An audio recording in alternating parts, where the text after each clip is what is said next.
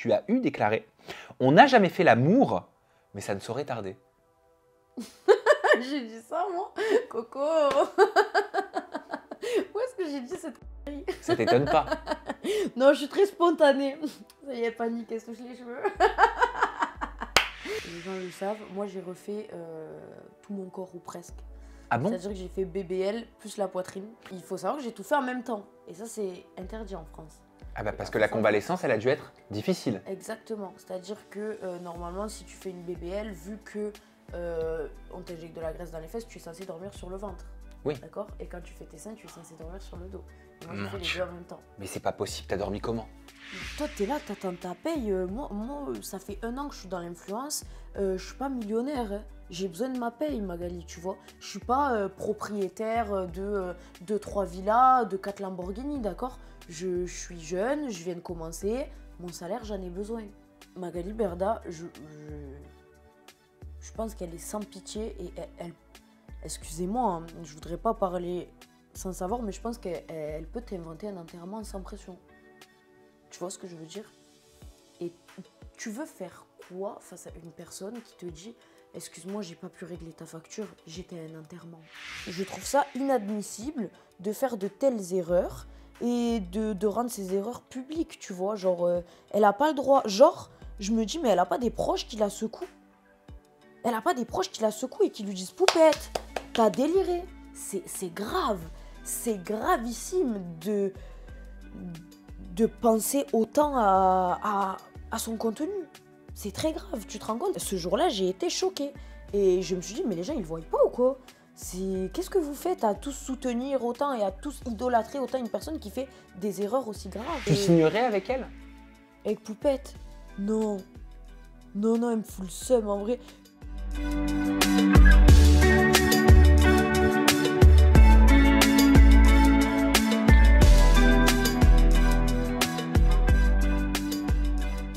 Bonjour Coco. Coucou Sam. Coucou Coco, comment tu vas? Enchantée. Ça va bien? Ça va et toi? Eh ben oui. Eh ben Coco, toi t'as été rendue célèbre dans les stories de Nasdaq, c'est l'influenceur. Exactement. Eh, c'est ça. Exact. Et t'as quoi? T'as 1,5 million d'abonnés? Ouais, au cumul, Ouais. on tourne à peu près autour de ça. Tu veux que je parle avec l'accent ou je parle normal? Non, reprends-toi. Bon, ok, je me reprends. Alors, qu'est-ce que j'ai vu comme comparaison? Mon Dieu, Coco, la Snapchatteuse, elle parle comme Beverly. T'as vu tout ça? Et plein d'autres, c'est vrai. J'ai droit à beaucoup de comparaisons. Quelle comparaison on te fait? Oh, toutes les blondes de France. Et de on va Navarre? dire. Voilà, exactement. Qui, par exemple? J'ai droit à quoi? J'ai quoi qui revient souvent? Beverly, c'est vrai, comme on l'a déjà dit. J'ai des fois la comparaison de Melanite. On me dit, oh, elle parle comme Melanite et tout ça. Mais le personnage est cool, donc ça me dérange pas. Selon les coupes, des fois on me compare souvent à... comment elle s'appelle la femme à Cyril? La blonde de TPMP. La blonde de TPMP, Ah, Kelly Vedovelli? Kelly, voilà. Quand j'ai mon petit carré, on me compare souvent à Kelly. Très bon exemple, ça ne me dérange pas non plus. Mélanie Dacruz aussi, parfois. Tout plein de noms comme ça qui reviennent sous les commentaires, etc. Mais bon, ça me dérange pas. Je préfère Paris Hilton. Ah, on te le dit aussi. Oui, on me le dit aussi. Ou je me le dis toute seule, je sais pas. En tout cas, je préfère. Coco, t'as 23 ans. C'est ça, T'es un exactement. petit poussin. Ouais, je suis un petit poussin des années 2000. Ah Je suis oui. née le 29 juin 2000. Ok, super date. Ouais, super date. Ouais, super date. Et Coco, c'est ton vrai prénom? Non, mon vrai prénom, c'est Colline. C'est joli, Colline. Ouais, c'est super. Alors, à la base des bases, c'était les intimes qui m'appelaient Coco. Ma famille, mes amis proches, etc. Et à l'heure actuelle, eh ben, du coup, c'est les intimes qui m'appellent Colline. Tu vois, il y a Ok. eu ce changement. Et c'est la team sur les réseaux qui t'appelle Coco. Voilà, exactement. Ça s'est fait naturellement, ce surnom, en fait. Alors, ma petite Coco, on va revenir sur ton contenu. On va revenir également sur des vidéos que tu as partagées avec l'influenceur. D'ailleurs, c'est le plus gros influenceur de Snapchat. Hein, parce qu'il s'agit de Nasdaq et c'est lui qui t'a propulsé. On va pouvoir parler justement de comment vous êtes rencontrés, etc. Et pourquoi on ne te voit plus trop aussi sur ces stories ces derniers temps. Mais dans un premier temps, Coco, j'aimerais vraiment qu'on apprenne à te te connaître, à te découvrir. J'ai envie de savoir ce qu'on ne sait pas. Qu'est-ce qui t'a amené à devenir la femme que tu es aujourd'hui? Tu étais comment petite? Tu viens d'où? Tu as combien de frères et sœurs? Comment ça se passe avec tes parents? On veut tout savoir. Ok, c'est parti, let's go. Bah écoute, je t'en prie, pose-moi toutes les questions que tu veux et j'y répondrai. Alors, tu as combien de frères et sœurs? Alors moi, j'ai un grand frère et une grande sœur qui est ma demi-sœur. Mais j'ai toujours considéré que c'était ma sœur. On a toujours été très très proches, très très soudés. Et pour moi, c'est ma grande sœur, c'est pas ma demi-sœur. Tu as grandi avec tes deux parents? J'ai grandi avec mes deux parents dans un environnement très paisible, parfait, au final. Où ça? À Perpignan. J'ai Ok. toujours habité dans la même maison. Ça s'est toujours très bien passé. J'ai des parents qui sont géniaux. Genre, j'ai rien à redire au sujet de mes parents. Et je les aime plus que tout. Ils faisaient quoi dans la vie, Maman. tes parents? Alors, ma maman, elle est assistante maternelle. Du coup, j'ai grandi en permanence en présence d'enfants en bas âge. Donc, vu qu'elle garde des enfants de 0 à 3 ans. Donc, j'ai toujours entendu des pleurs à la maison. J'ai toujours vu ma maman élever des enfants de la petite enfance, quoi. Et c'est très intéressant d'ailleurs parce que grâce à ça, malgré que j'ai pas eu de petits frères ou de petites sœurs, j'ai beaucoup de notions de comment éduquer un enfant de cet âge-là, en tout cas. Donc c'est assez intéressant. Et le papa? Et mon papa, il travaille dans l'automobile chez un concessionnaire BMW. Ok. Voilà. Et tes racines nous amènent où? Alors mes racines, elles nous amènent au sud de l'Espagne, en Andalousie. Donc la famille de mon père est originaire un petit peu d'Andalousie, un petit peu de Barcelone, et la famille de ma mère également de la Catalogne, donc Barcelone également. Qu'est-ce qu'elles t'ont apporté, ces origines? Ah, ces origines, je pense qu'elles m'ont apporté un petit peu de caractère quand même. Voilà, parce que les Espagnols, ils ont un fort tempérament. Ils parlent fort, les Espagnols, très très fort. Donc je pense que voilà, il y a un petit peu une fierté, un aura peut-être qui vient de ce côté-là. Comment tu le définirais, ton caractère? Oh, j'ai un caractère de merde. Ah, ok. Non, je suis...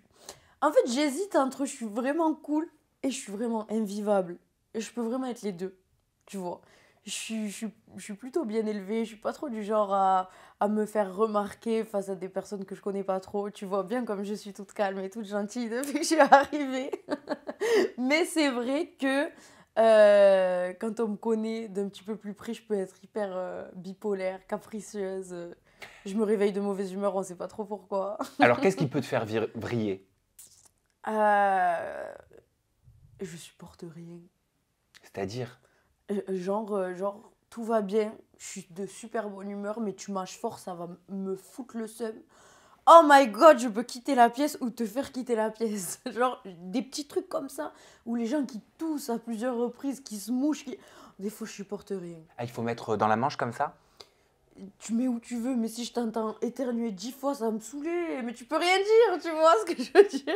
Mais des fois, il y a des petits trucs comme ça que je ne supporte pas. Voilà. Quel rapport tu as à ton physique? Est-ce que je me trouve fraîche? Ouais. Je me débrouille. Non, ça va, Non, en fait, je peux paraître très sûre de moi du fait que je m'expose beaucoup sur les réseaux sociaux, etc.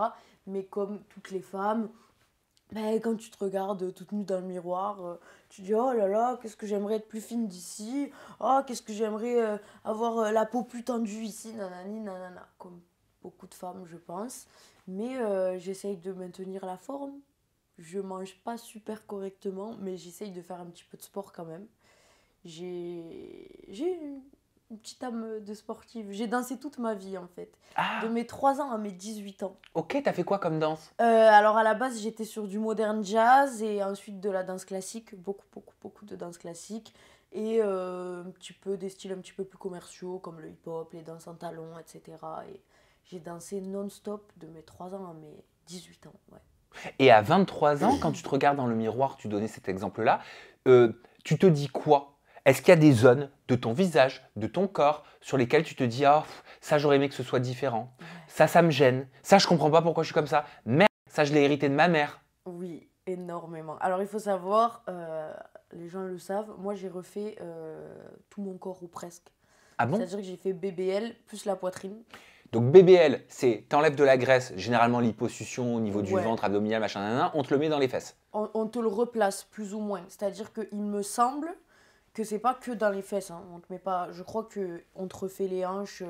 Tu sais, avant ça, j'avais un corps de bébé, un petit peu, tu vois. Avant de faire cette BBL, j'avais vraiment un corps très plat et j'avais pas de poitrine. Ah bon? Pas de poitrine du tout parce que justement la danse, ça. Tu vois un petit peu les corps de danseuses classiques qui sont très skinny, très. Voilà.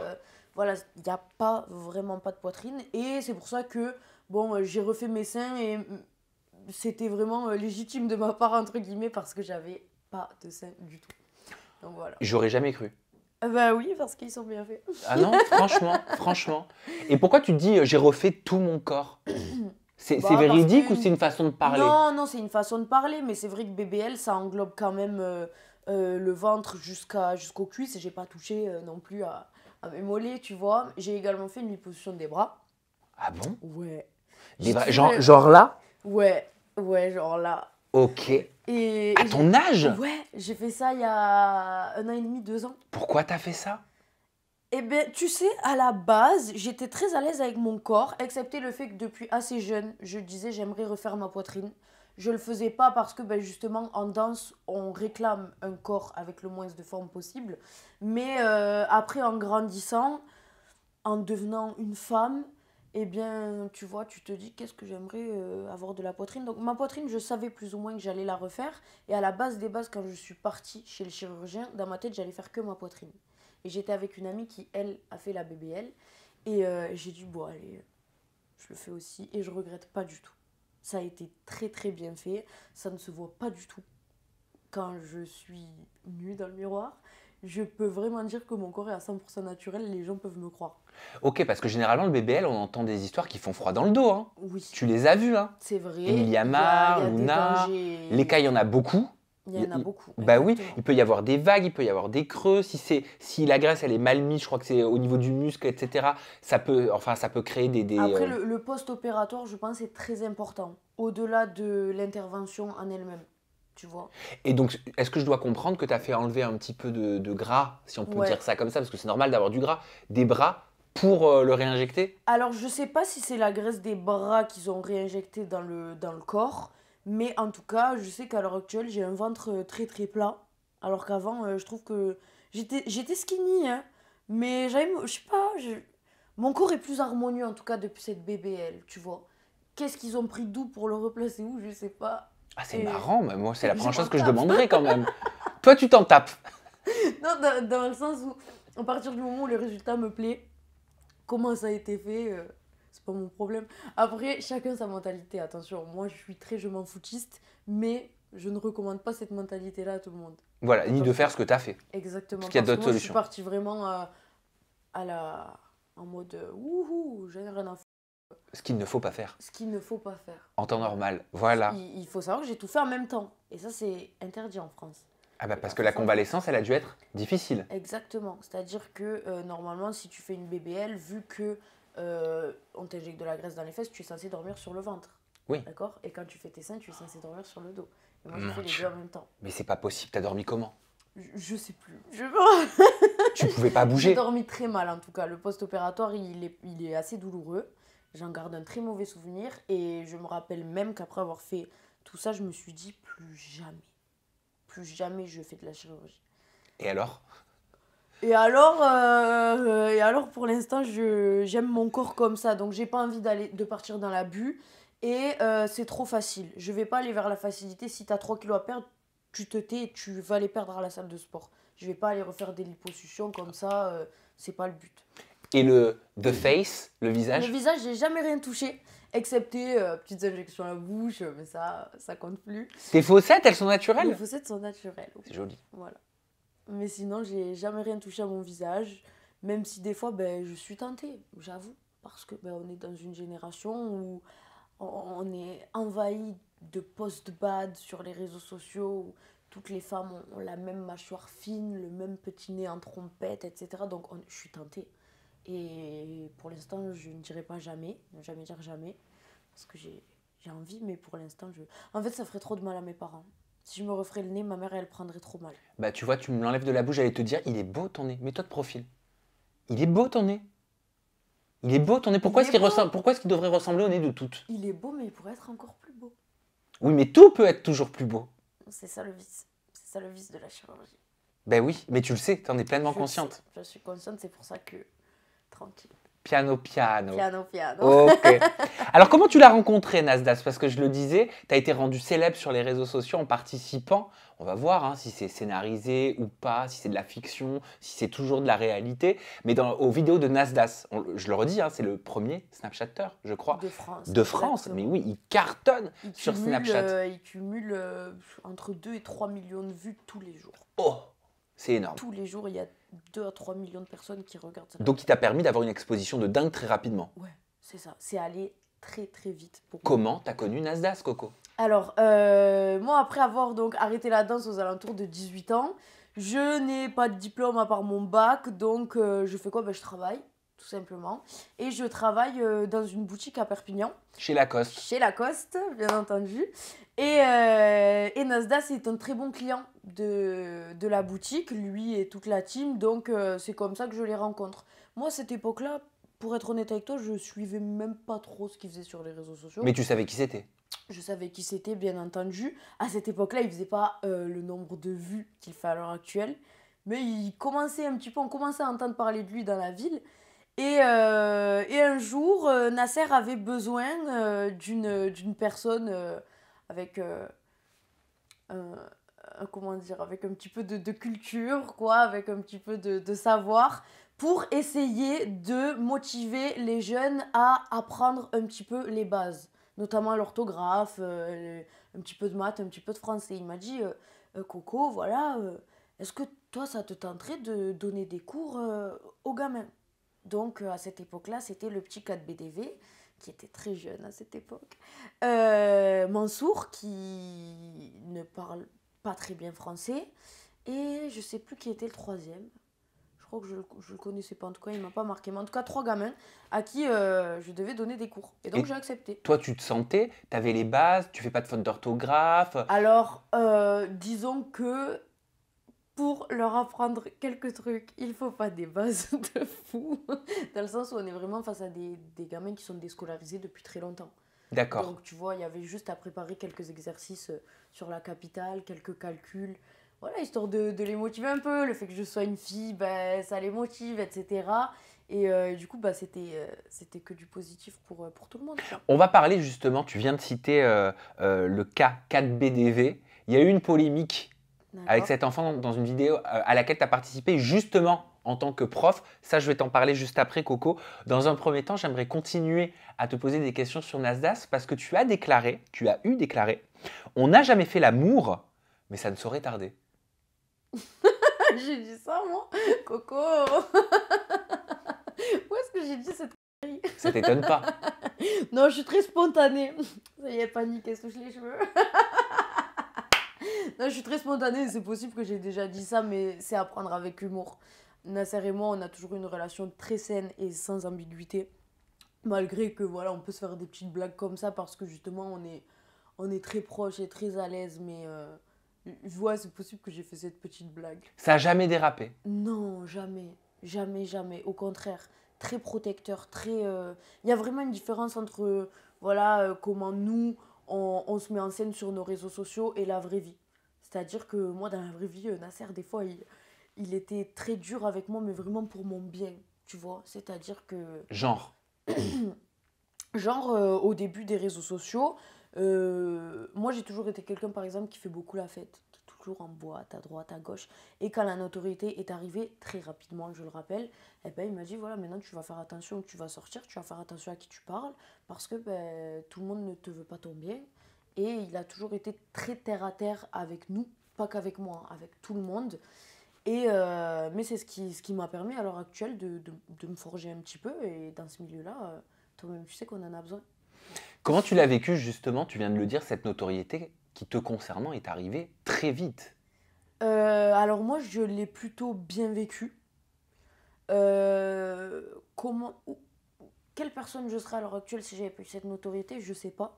Mais en tout cas, je regrette rien de tout ce que j'ai vécu. Je regrette rien de toutes les erreurs que j'ai pu faire parce que ça m'a permis d'apprendre. Et cette notoriété-là, pardon, je l'ai toujours très très bien vécue. Ça a changé ta vie?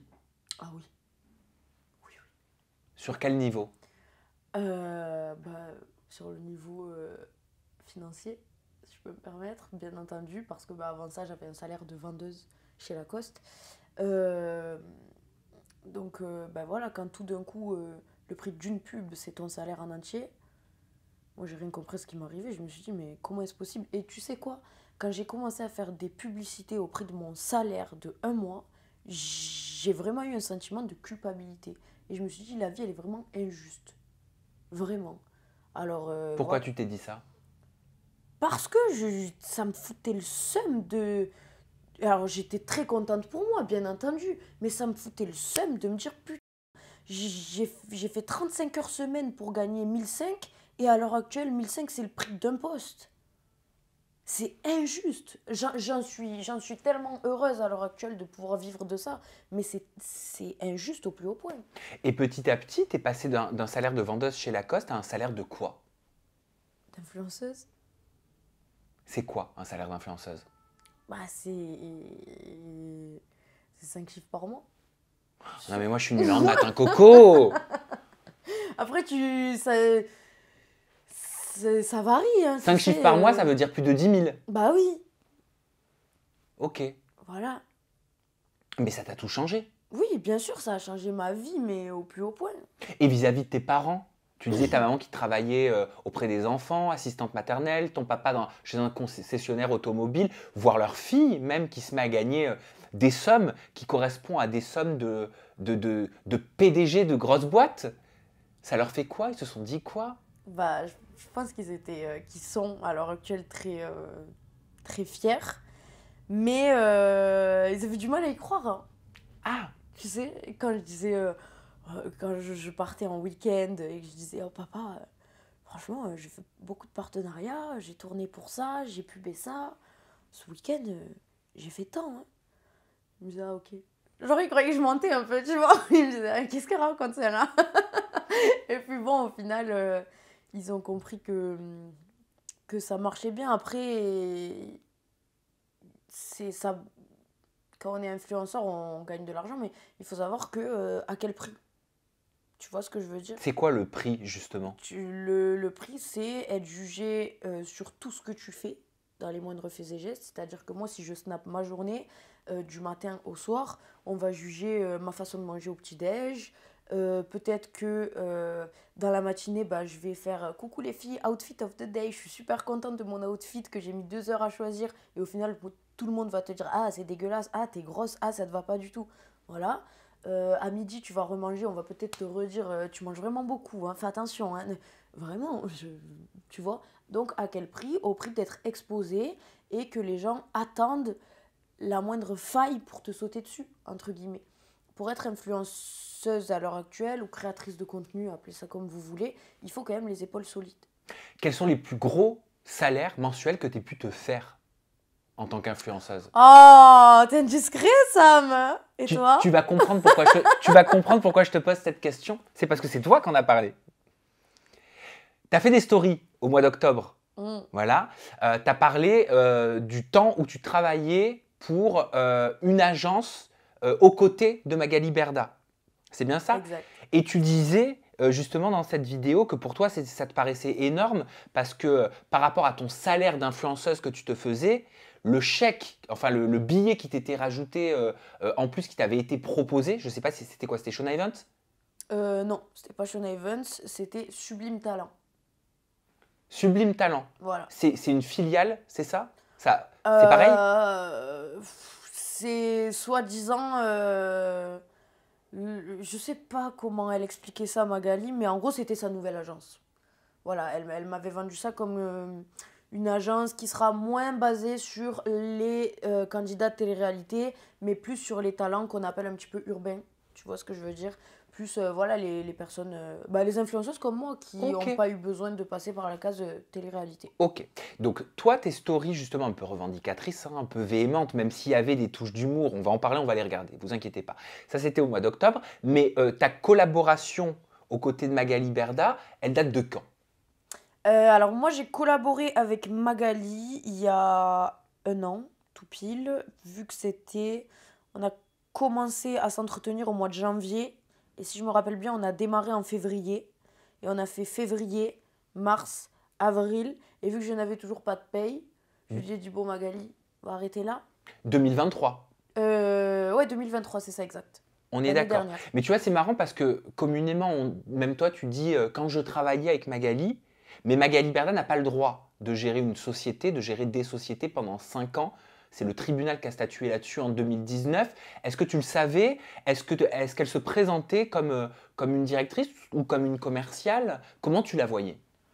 Alors moi, je la voyais comme quelqu'un, dans le sens où comme quelqu'un de grand dans ce milieu-là. Genre pour moi, Magali, c'était le summum, tu vois, c'était prestigieux de travailler pour Magali. À l'heure actuelle, je te dis totalement le contraire, bien entendu, à éviter. Mais c'est vrai que quand elle m'a contactée, à éviter selon ton expérience. Selon mon expérience. Oui. Mais c'est vrai que quand elle s'est présentée à moi, voilà, elle s'est présentée comme... je ne me rappelle plus le terme, est-ce qu'elle a utilisé directrice d'agence? Je ne me rappelle plus exactement, mais en tout cas, moi, de ce que je voyais, pour moi, c'était la boss, tu vois. Et à aucun moment, elle m'a dit, bonjour Coco, je suis commerciale de Sublime Talent. Non. Elle a dit Sublime Talent, c'est à moi. Est-ce qu'il y avait déjà la polémique Booba à ce moment-là, au moment Alors, où tu es approché? la polémique commençait petit à petit. On n'était pas encore en plein dedans, entre guillemets.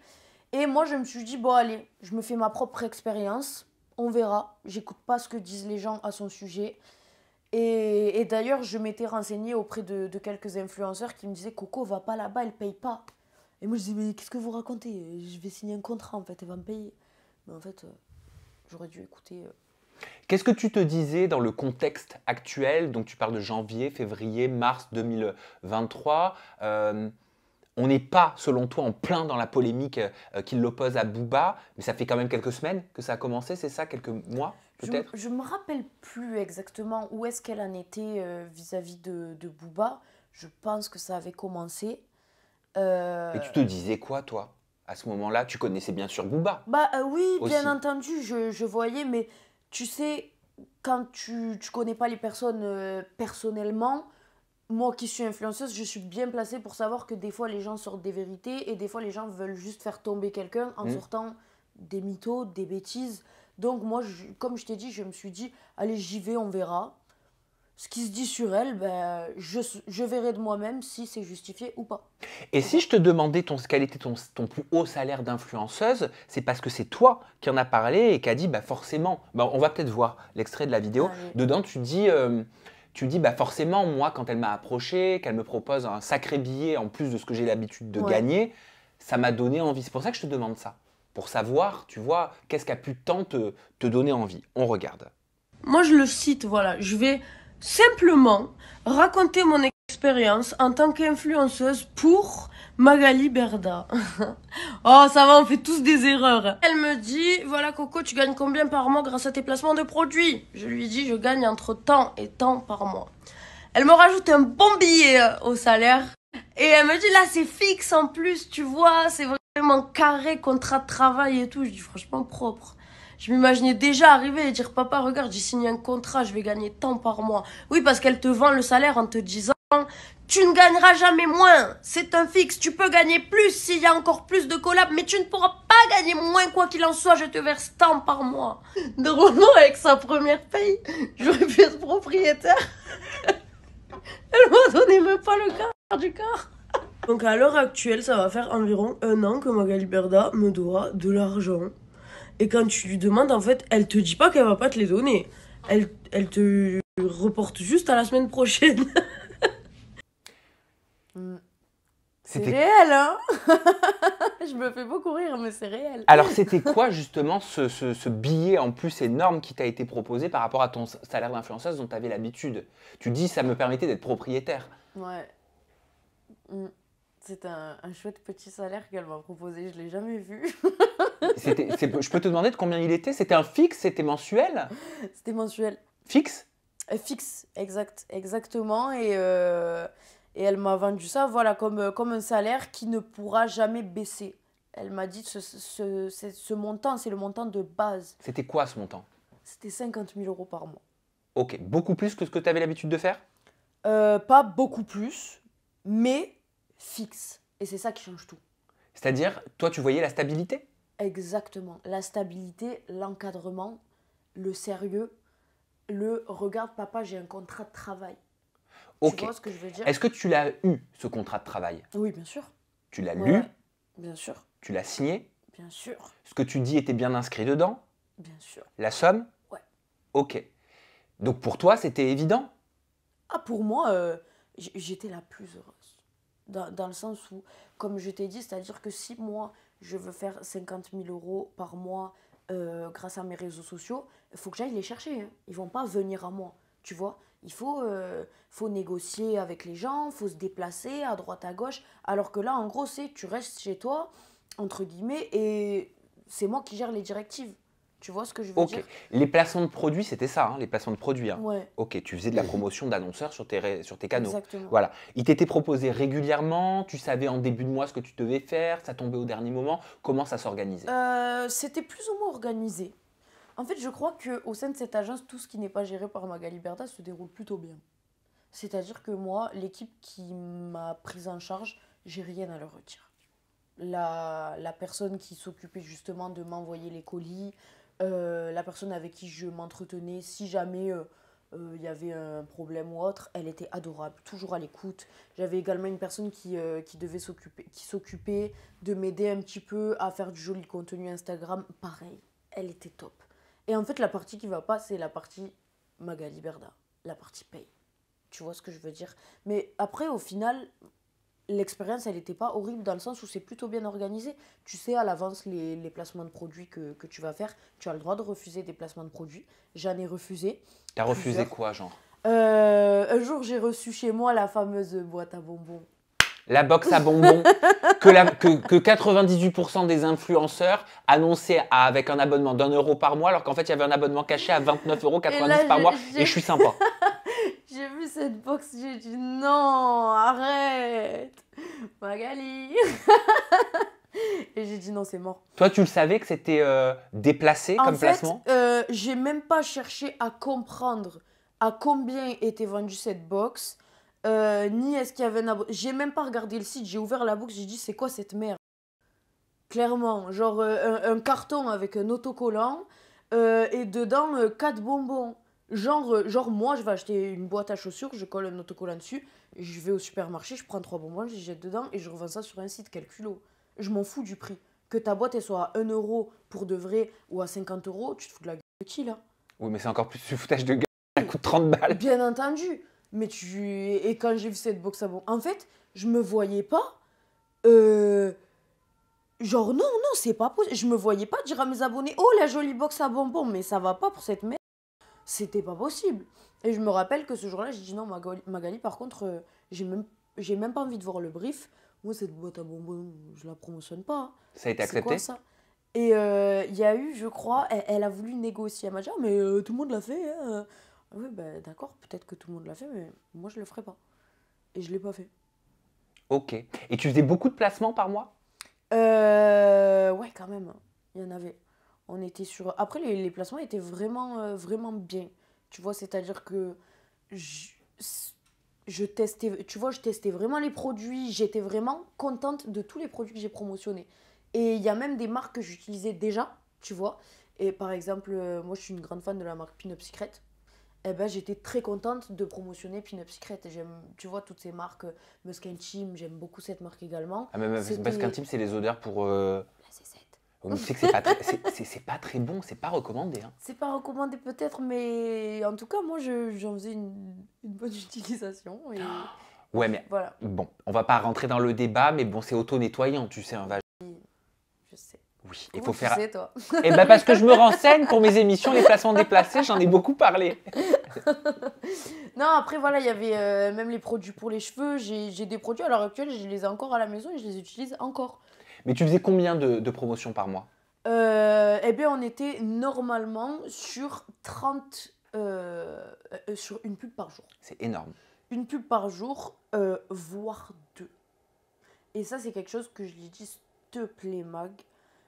Parce qu'il faut savoir que vous vous doutez bien que quand on te mâche le travail, le prix de la pub est fortement réduit, entre guillemets. Tu vois ce que je veux dire? C'est-à-dire que moi seule, je vais demander tel prix à une marque. Mais elle, vu qu'elle t'apporte un tas de marques, elle négocie le prix. Tu vois, bien entendu. Donc on était normalement à 1 à 2 pubs par jour et je lui avais dit, s'il te plaît, Magali, tranquille quand même, parce que moi, ma communauté, ils sont pas habitués à ça.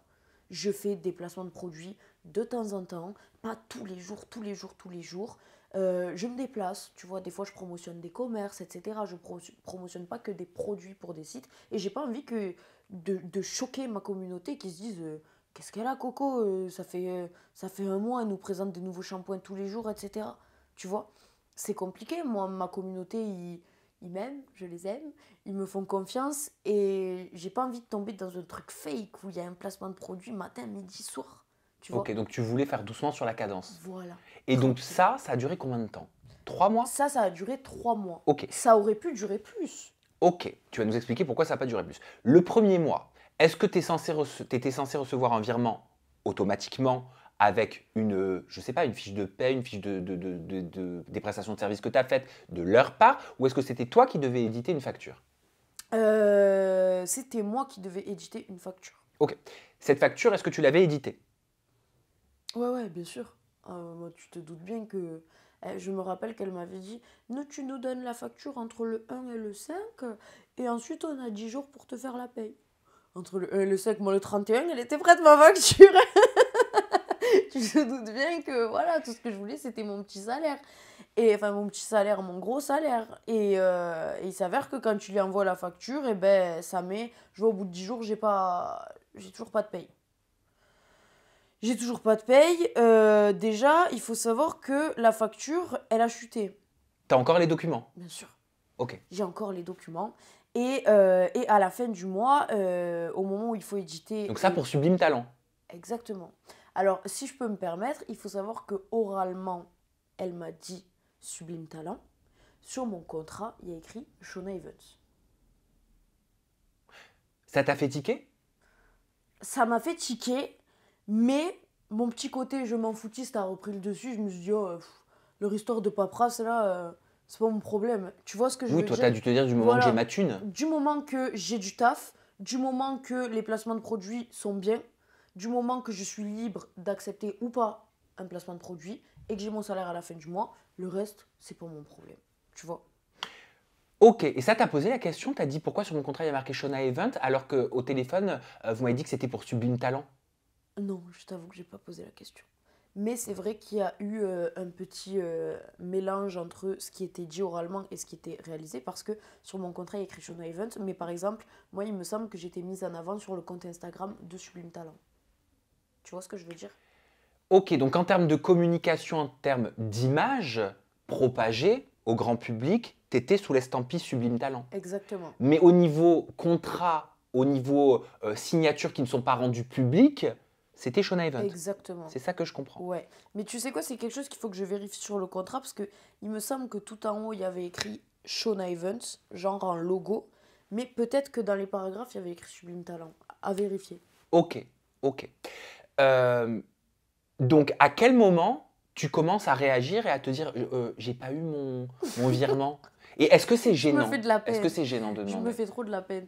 C'est super gênant, parce que moi déjà, j'ai tellement toujours eu affaire à des gens carrés en face de moi que j'ai jamais eu besoin de réclamer ma paye. Tu vois? Ça a toujours été carré. Déjà, moi, quand je fonctionnais seule, d'abord tu me payes, après je fais la pub. Voilà, c'est comme ça. Chacun fait comme il veut. Après, il y en a qui marchent avec un genre de... Comment on appelle ça? Ah, j'ai pas le terme. 60% et après 40%. Voilà, par exemple. Moi, tu me payes et ta pub elle sera faite en temps et en heure. C'est comme ça et jamais personne s'en est plaint parce que mes pubs sont faites en temps et en heure, tout simplement. Alors quand je lui dis, mais Magali, je comprends pas, moi j'ai signé avec toi pour tant par mois. Comment ça se fait que la facture elle se retrouve quand même en dessous? Non mais Coco, c'est le temps que ça se mette en place, tranquille. Là c'est le premier mois, le mois prochain, t'inquiète, c'est bon, c'est réglé. Juste là, voilà. En gros, on te teste un petit peu sur ton sérieux, sur ta façon de faire. On a vu que justement tu étais sérieuse, donc le mois prochain c'est bon. Le mois prochain tu auras ton salaire fixe. Là c'est juste parce que c'est le premier mois. Donc ça veut dire que... elle est déjà plus en règle. Mais ça veut dire que le mois d'après, toi t'attendais le premier mois plus le deuxième mois. Exactement. Donc c'est ça, c'est-à-dire que le deuxième mois, à la fin du deuxième mois, je suis censée recevoir 2 payes. Et à la fin du deuxième mois, j'ai toujours pas la première paye. Bien entendu. Ok, mais t'as la deuxième? Non, j'ai rien. T'as une sur les deux? €. J'ai pas touché 1 euro de tous les placements de produits que j'ai fait. Ok, mais et le troisième mois? Et le troisième mois, je le tente à mes risques et périls. Hein. À mes risques et périls, tu vois, je sais que j'ai déjà 2 mois en attente. Je commence à me renseigner à droite à gauche auprès d'influenceurs qui bossent chez elle. Je dis, ouais, elle me doit 2 mois de salaire. Et puis les gens, ils rigolaient, ils me disaient, moi, elle m'en doit 6. Ça vous fait rire? Moi, ça me fait pas rire, en fait. Hein. Tu vois, genre, là, je me rebelle. J'en ai marre. Et voilà, et en fait, j'ai jamais vu les salaires promis, quoi. Mais le troisième mois, t'envoies aussi ta troisième facture? Le troisième mois, j'envoie aussi ma troisième facture. Et là, j'ai toujours rien. Mes factures, à moi, elles sont envoyées en temps et en heure. Hein. Tous les premiers du mois, elles reçoivent ma facture. Mais les factures ne sont jamais payées. D'accord? Et au bout du troisième mois, là, je me dis, c'est bon, j'en ai marre. Donc, j'écris un message à Magali en lui disant, écoute, Mag, voilà, moi, naïve que je suis, je me dis, elle va pas tarder à me payer, tu vois. Je lui dis, écoute Mag, si ça te dérange pas, je préfère qu'on fasse une pause, et j'ai bien fait de faire ça, je préfère qu'on fasse une pause des placements de produits, juste le temps que tu me règles. Dès que tu m'as réglé, on reprend. Je suis pas en train de lui dire je me casse, parce que je sais, je suis naïve, mais pas trop quand même. Je sais que si je lui dis je me taille, là je verrai pas ma paye. Donc au début, j'ai ce petit vice de lui dire, on fait une pause, j'attends ma paye, et après on reprend. Elle te dit quoi? Elle me dit quoi? Elle me dit ça va pas tarder en gros. Tu vois, elle est très, très sûre d'elle à l'idée de me payer. Ok, mais le premier mois, tu dis qu'il t'a été dit, oui, c'est le temps que ça se mette en place, mais le deuxième mois, qu'est-ce qui t'a été dit? Le troisième mois, qu'est-ce qui t'a été dit? Alors, pourquoi? Comment c'était justifié que tu n'avais pas ta paye? C'était justifié toujours de façon bidon. C'est-à-dire que toi, t'es là, t'attends ta paye. Moi, ça fait 1 an que je suis dans l'influence. Je suis pas millionnaire. Hein. J'ai besoin de ma paye, Magali, tu vois. Je suis pas propriétaire de 3 villas, de 4 Lamborghini, d'accord? Je suis jeune, je viens de commencer. Mon salaire, j'en ai besoin. Tu vois ce que je veux dire? Et c'était en exclusivité aussi? ouais. Ah, donc tu pouvais pas faire autre chose de l'autre côté? Exactement. Je pouvais pas faire autre chose de l'autre côté. Donc voilà, c'est des mois où le seul revenu que j'allais percevoir, c'était ses revenus à elle. Et donc, qu'est-ce qui t'est dit comme justification? La justification, c'est toujours, comme je t'ai dit, des excuses plus ou moins bidons, mais plus ou moins graves. Genre quoi? Genre, je voudrais pas être maladroite dans mes paroles, mais Magali Berda, je pense qu'elle est sans pitié et excusez-moi, hein, je voudrais pas parler sans savoir, mais je pense qu'elle peut t'inventer un enterrement sans pression. Tu vois ce que je veux dire? Et tu veux faire quoi face à une personne qui te dit « Excuse-moi, j'ai pas pu régler ta facture, j'étais à un enterrement. » À part présenter tes condoléances, tu veux faire quoi? Sauf que j'en suis arrivée à un point où un coup c'est un enterrement, un coup c'est une opération. Si c'est pas une opération pour elle, c'est une opération pour un proche. En fait, elle te sort des excuses où tu peux juste baisser les yeux et dire bon rétablissement. Tu vois ce que je veux dire? Et en tant que personne polie et patiente, je pouvais que lui répondre ah, c'est pas grave, t'inquiète Magali, c'est que de l'argent, toi ce qui t'arrive c'est grave. Tu vois ce que je veux dire? Et alors, qu'est-ce qui te fait vriller? pour conclure cet angle-là, quand tu postes en octobre, tu dis « Il est 16h15, dis à ton mari que si j'ai pas ma paix à 18h15, je publie la situation sur les réseaux. Oui, je compte bien rentabiliser ma perte avec un peu de buzz. » Comment tu sais ça? Je l'ai dit ça? Mais parce que je travaille mes interviews. Ah oui, c'est vrai, je crois que je l'avais affiché. J'avais affiché ma conversation avec elle. Eh ben, je sais pas, tu vois, un matin, je me suis réveillée aigrie. Il y avait un décalage horaire en plus, parce que moi, à cette période, je suis pas en France. Et chez moi, il est le matin. Chez vous, je crois qu'il est un petit peu plus tard.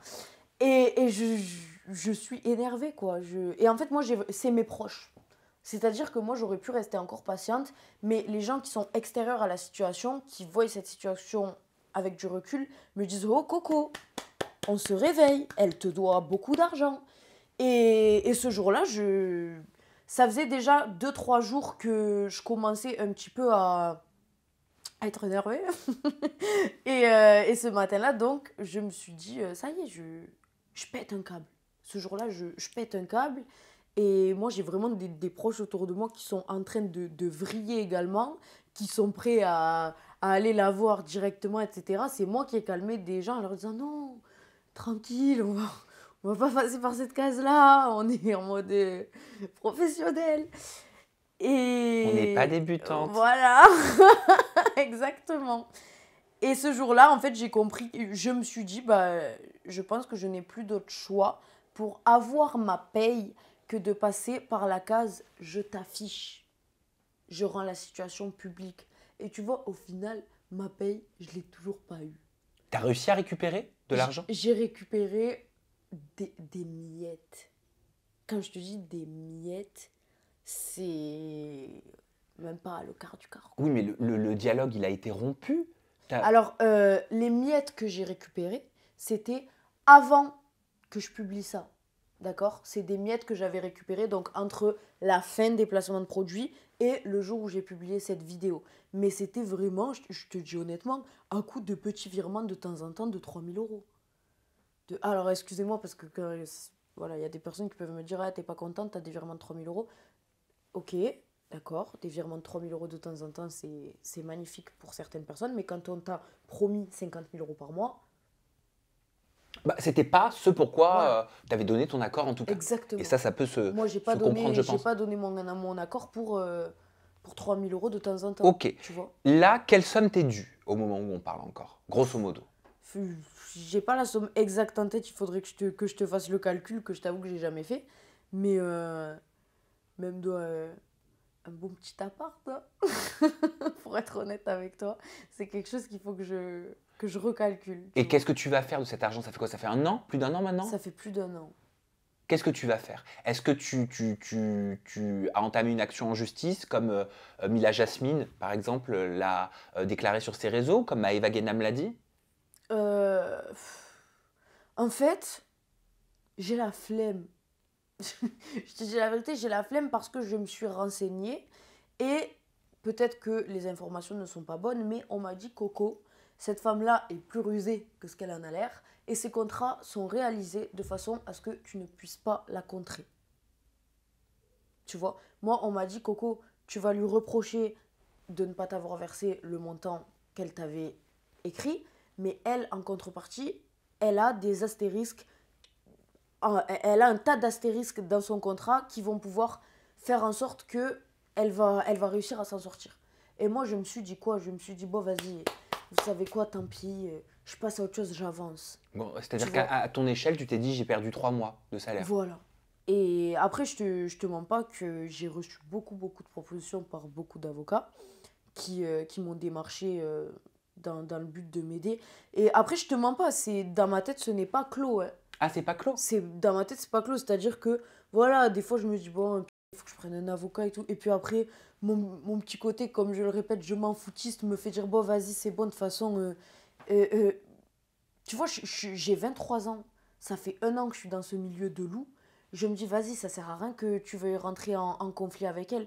Elle est habituée de ce genre de conflit. Tu vois. T'as l'impression que tu feras pas le poids? Exactement. Je te dis la vérité, c'est pour ça que je me dis, c'est bon Coco, ne parasite pas ta vie avec ce genre de personnes. avance. Tant pis. De toute façon, pour clôturer le sujet, que ce soit ce sujet ou un autre, de façon générale, dans la vie, il faut faire valoir ses droits. Exactement. Voilà. Donc, ça ne coûte rien que de se renseigner, quel que soit le sujet, hein. Ça coûte rien que de se renseigner et de voir si le droit est respecté, le contrat est respecté, les accords sont respectés et de faire ce qu'il faut en fonction.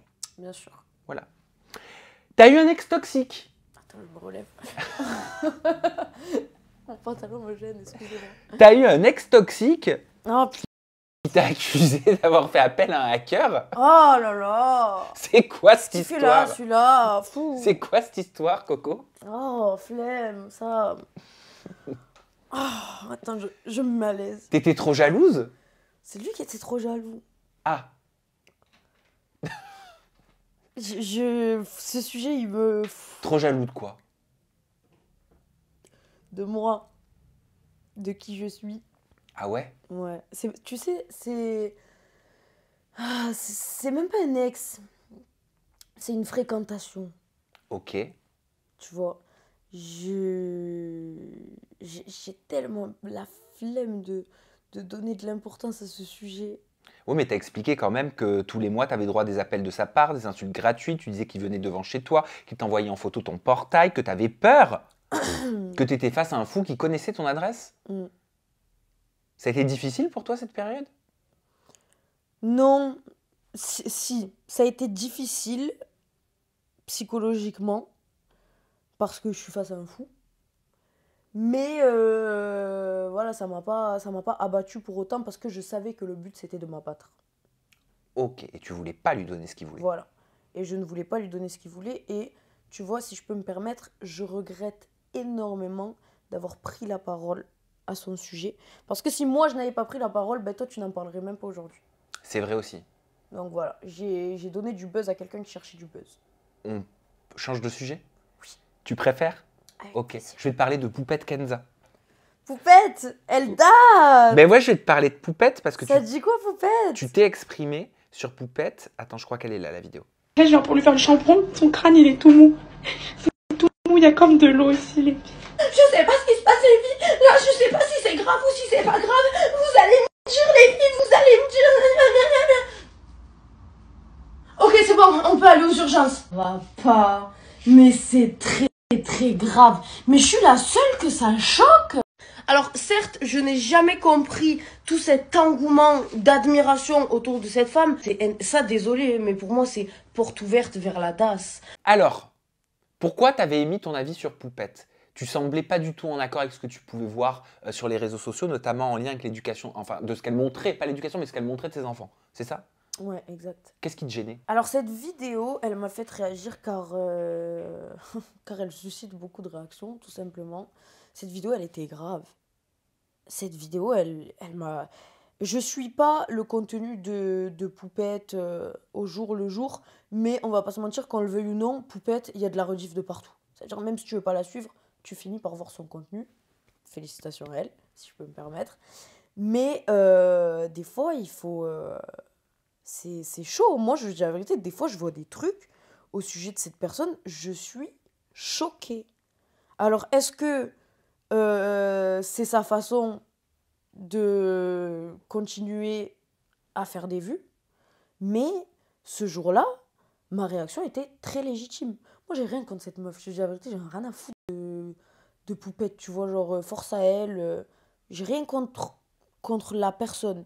Mais je trouve ça inadmissible de faire de telles erreurs et de rendre ces erreurs publiques, tu vois. Genre, elle n'a pas le droit. Genre, je me dis, mais elle n'a pas des proches qui la secouent. Elle n'a pas des proches qui la secouent et qui lui disent, Poupette, t'as déliré. Et je rappelle que ce jour-là, elle revendique que son enfant a le crâne qui se ramollit. D'accord? C'est quelque chose de grave. L'enfant est quand même en bas âge. Je ne sais pas si c'est un nourrisson à cette époque, mais l'enfant est en bas âge. Son crâne se ramollit. Entre le moment où elle se rend compte que son enfant a le crâne qui se ramollit et le moment où elle va à l'hôpital, elle a pris le temps de faire du contenu. Tu captes un peu ce que je veux dire? C'est grave. C'est gravissime de penser autant à son contenu. C'est très grave, tu te rends compte? Sam, si moi, là, maintenant, tout de suite, je me blesse de façon grave, je m'ouvre, il faut aller à l'hôpital, tu vas prendre le temps de faire une story? Non. On y va. Ah oui. On fera ça plus tard. Bien sûr. On en parlera après.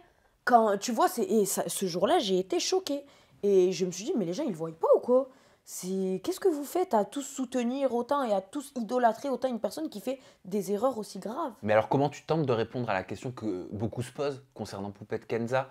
Est-ce que c'est des images sensationnelles pour du buzz? Est-ce que c'est fait en pleine conscience? Est-ce que c'est complètement idiot, bête et la personne ne se rend pas compte de ce qui est partagé sur le moment? Est-ce que c'est inconscient? C'est quoi la réponse? Moi, je pense que cette personne, elle a déjà... en fait, je sais pas comment expliquer, parce que quelque part, elle est remarquable. Elle a mon âge. Poupette, il me semble qu'elle a le même âge que moi, à peu près, 23 ans. Elle est maman de 2 enfants. Elle a un train de vie quand même, voilà. C'est une personne qui est forte, mais faible aussi en même temps. Tu vois? C'est-à-dire que du haut de son jeune âge, elle a mis au monde 2 enfants, c'est magnifique. Mais du coup, je crois qu'il faut qu'elle se concentre un peu plus sur l'éducation de ses enfants et moins sur les réseaux sociaux. Et je crois que là, elle est même plus sur les réseaux sociaux. Hein. J'ai vu récemment sur TikTok qu'elle avait un peu jeté l'éponge. Et je pense que c'est pas plus mal pour elle. Tu vois. Elle a une agence de placement de produits, si je me trompe pas maintenant. Je sais pas. Je te mens pas. Ah bah, j'ai vu que ça. Pendant les fêtes, j'ai été pollué sur Twitter. Sokaina, Poupette Je sais Kenza. pas, je t'avoue que je... Tu signerais avec elle? Avec Poupette? Non. Non, elle me fout le seum, en vrai. Comme je t'ai dit, j'ai rien contre elle, mais vas-y, flemme. Genre, en fait, moi, quand je vois ce type d'erreur, je trouve que quand même, ça en dit long sur la mentalité de la personne. Tu vois, genre, moi, le jour où j'aurai des enfants, je sais pas, en fait, ça m'indigne de ouf. Elle réveille ses enfants avec le flash. Tu vois, je suis déjà tombée sur des vidéos. Coucou mon bébé! Oh, il vient de se réveiller, ton enfant. Le flash dans la gueule pour se réveiller de la sieste, non, ça fonctionne pas. Et comme je te dis, il y en a beaucoup qui peuvent dire, mais qu'est-ce que t'as, toi? T'es maman, tu sais? Non, je sais pas, mais en tout cas, j'ai toujours vu ma mère élever des gamins et je l'ai jamais vu réveiller un gamin avec un flash.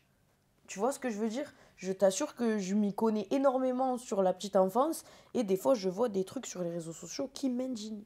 T'as envie, toi, de devenir maman? Ouais, à mort. Je veux un tas d'enfants. T'es prête? T'es prête? Vraiment. Même là, tu pourrais? À ton âge? Non, pas du tout. Parce que le jour où je ferai des enfants, il faut vraiment que ma situation elle soit très très stable, propriétaire de quelque chose de beau. Virement ensuite, reçu. Voilà. le papa qu'il faut également. Hein. Mais je sais que je veux grave des enfants. Mais je pense que je les ferai tard. T'as un mec? Oui! Oui. Ah bah oui, t'as une demi-seconde, je connais, ça fait 10 ans que je fais ça maintenant. Bien sûr que t'as un mec. J'en ai 4. Non, je rigole. Non, je rigole. Je vois quelqu'un, je fréquente quelqu'un. Ah oui, toi tu fréquentes. Ouais. Tu fréquentes depuis longtemps? Je sais pas, vas-y, tu m'angoisses. Tu veux pas te foutre l'œil? Je veux pas me porter l'œil, exactement. Et moi, je suis très pudique de ma vie privée, contrairement à d'autres. Donc, il y a des sujets sur lesquels je peux parler pendant des heures et il y a des sujets, tu vois, les sujets sur les personnes que je fréquente, etc. Je déteste m'étaler là-dessus. Et je pense que peut-être que je me trompe, mais en tout cas, je pense pas que j'exposerai, comme Poupette par exemple, ma vie privée. Jamais de la vie. Je préserverai mes enfants, mon mari et mes relations familiales à mort. Merci Coco. De rien. Pour cette interview, dis donc, on a papoté pendant 1 heure, hein, je crois. Je crois aussi. Quasiment. Tu dois avoir soif. Bon, Coco, on peut te retrouver sur l'ensemble de tes réseaux sociaux. Ton compte Instagram, c'est coco-du-bas yourbaby. Ton compte Snapchat, c'est coco-du-bas en direct. Il y a un TikTok? Oui, c'est comme le Instagram coco-du-bas yourbaby. Yourbaby, ok. Il y a une chaîne YouTube? Non, mais prochainement, je l'espère. Ah, sympa. J'espère venir te faire concurrence. Ok, et ben à suivre de très près, Voilà. suivre de très près. Merci, pour à cette toi, Sam. interview. J'ai beaucoup aimé papoter avec toi. Franchement, j'adore. Ah, Moi j'adore. aussi. Plaisir Ah ouais, tu m'as partagé. remis du baume au cœur, du soleil, grâce à ton accent. Merci pour Merci ça. à toi. Et merci à vous de nous avoir suivis. On Merci. se retrouve très bientôt avec une nouvelle personnalité et toujours des confidences en toute intimité. Voilà. Prenez soin de vous. Bye bye. Bisous à tout le monde.